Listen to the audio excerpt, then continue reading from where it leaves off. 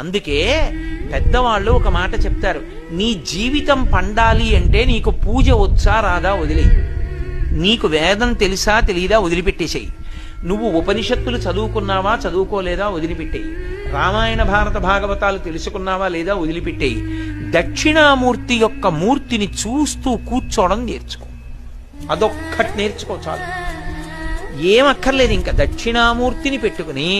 రోజు కాసేపు ఆయన్ని చూస్తే చాలు. మీకు నేను ఇంకా విచిత్రమైన విషయం చెప్పనా, సంటి పిల్లలు కొంచెం కొంచెం పెరిగి పెద్దవాళ్ళు అవుతున్నప్పుడు ఇంట్లో అందమైన దక్షిణామూర్తి